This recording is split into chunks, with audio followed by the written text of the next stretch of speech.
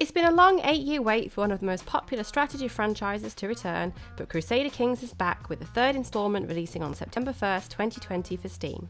Pick your house and dive into grand strategy as you take over a rich historical world. I'm Katie from Fanatical, and today I'll guide you through the Crusader Kings III. We'll be talking about the map, ruler options and gameplay. But before we take over the next few minutes of your time, please like this video, subscribe to our channel, and remember that you can pre-order the game on our store now. At the beginning of the game, you'll choose your royal or noble house from several realms on a map. These stretch from Iceland to India and the Antarctic Circle to Central Africa, so make sure you dress accordingly, else you may be too hot or too cold. The scope of the game's map has seen big changes. As Paradox has stated, areas such as Europe have been reworked from the ground up. Iberia now features 2 major rivers, plenty of hills and a few special buildings, while Baghdad has one of the single most impressive special buildings available, the House of Wisdom. No longer cut in half, Africa has seen some of the greatest additions to the map. The sub-Saharan kingdoms have plenty of space to expanding, as Paradox has included the entire Nigerian coast. In Crusader Kings III, you'll attempt to guide your dynasty through the centuries, ensuring the security and power of each new generation by obtaining new lands and holding territories. In short, make that map belong to you. As a leader, you'll have the choice of one of 5 different lifestyles: diplomacy, martial, stewardship, intrigue, and learning, perfecting your skills in military strategy or kingdom management. Each playstyle will influence your rule too. Violent characters may develop a fearsome reputation, cowering your timid subjects into obedience with the dread you inspire, so ruling with an iron fist isn't as bad as some may allude to. With Crusader Kings III, it's more of a role-playing game than ever, with traits and perks and a levelling up system. This will give you more control over how you rule than previous games, and also trigger unique events. Acquiring character traits will guide your actions, but beware, if you act against your nature, the stress from denying your truest self could bring out a new host of troubles. Crusader Kings III, like its predecessors, has no end goal, and instead lets you set your own goals, whether that's total world domination or earning lots of money. It's your choice on how the game ends. Choose appropriate guardians for your heirs, or train them yourself, but make sure they're up for the job, else you may see a backlash.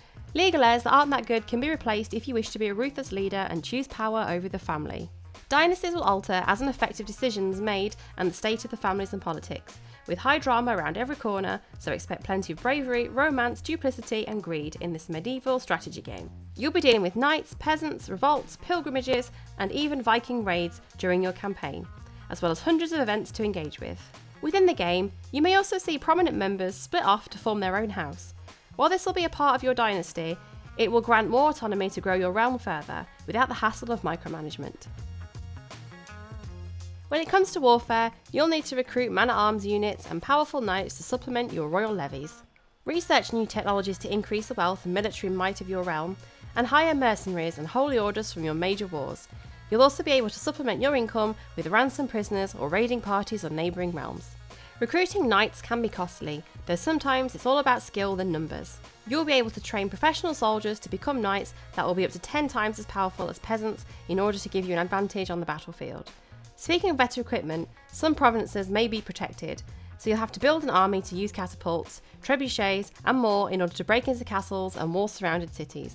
If war can be avoided or delayed, then you can take the chicken way out. You can utilise a stealthy approach and use your spy master to discover plots against your dynasty and your rule, or recruit agents to assist your schemes to undermine or murder anyone who stands in between you and power. Seduce other characters for love or political power and gather information for blackmailing purposes, or call in favours whenever your plans need an extra bit of influence. You won't just have to battle against other armies, there'll be impassable terrain to deal with, as well as places that can cause an advantage or disadvantage in battles. For instance, soldiers won't be able to cross rivers unless they find a suitable place to ford, at which point they're vulnerable to attack. The terrain also determines how many troops you have in a battle. Fighting on an open field will allow grander battles than on a mountain range, for instance. You're the boss in Crusader Kings III, and what you say goes. You could be a devoted king or a queen and bring the religious powers to your side, or strike out your own by designing your own splinter region, and earning everlasting fame or eternal damnation, because who doesn't want that? By spending lots of piety, you can form your own religion, which will only cost more the more you get away from the original religion. Building churches is expensive, you know.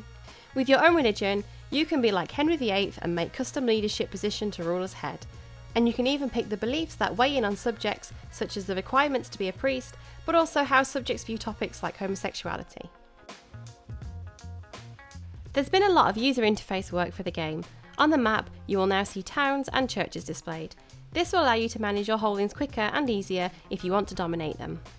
Plus, a big change is that Crusader Kings III characters are no longer the tiny portrait of old. Instead, they're expensive 3D models.